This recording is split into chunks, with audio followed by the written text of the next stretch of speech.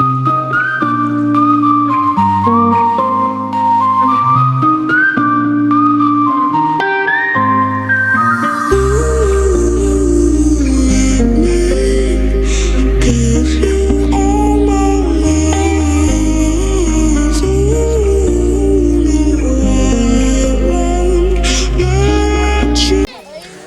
हम उस ग्राउंड में या उस जगह पे हैं जहाँ पे बच्चे अपनी ट्रेनिंग में मसरूफ़ हैं, स्कीइंग सीख रहे हैं।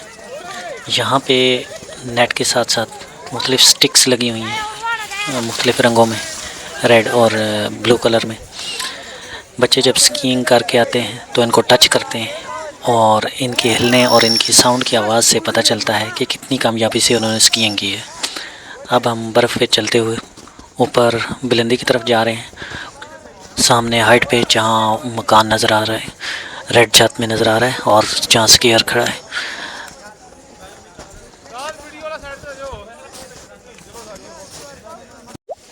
बुलंदी पे हम पहुँच चुके हैं। वही आवाज़ जिसका मैं ज़िक्र कर रहा था आप सुन रहे हैं कि ये स्कीयर टच करता जाता है, अगरचे फासला ज़्यादा होता है लेकिन वहीं से पता चलता है कि कितनी कामयाबी से स्कीइंग की है।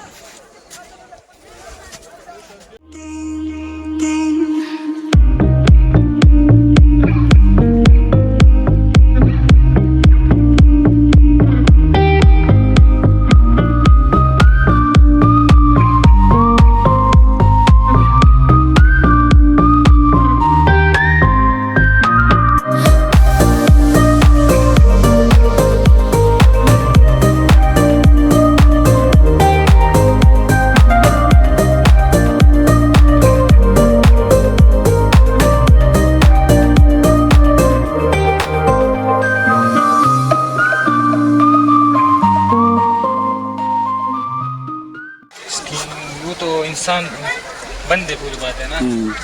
ये तो मेरा ख्याल से एक्सपीरियंस ज़्यादा हो तो फिर तो जल्द। अच्छा, आपको कितना अर्सा हो गया? मेरा तो तकरीबन अभी एक हफ्ता हो गया। एक हफ्ता हो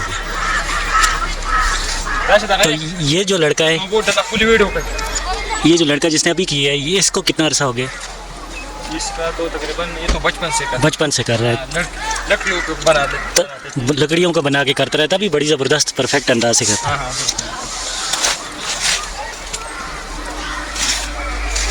अच्छा, यहाँ पे आपको कोई सिखाता भी है या खुद से ही सीखते हैं?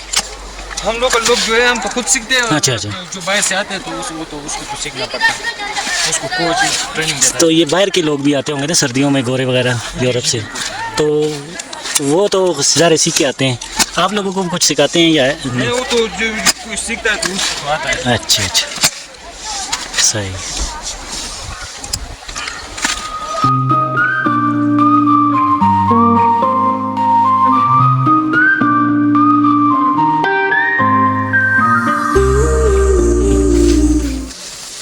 कुछ स्कीयर्स तो बिगनर हैं लेकिन कुछ अच्छी खासी महारत रखते हैं, अच्छा खासा इसमें महारत हासिल कर चुके हैं और सीख चुके हैं।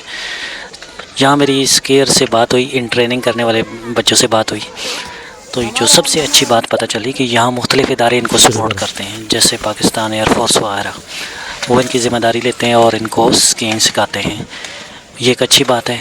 मुल्क में स्पोर्ट्स के फ़रोग़ के लिए ये एक मुस्बत कदम है।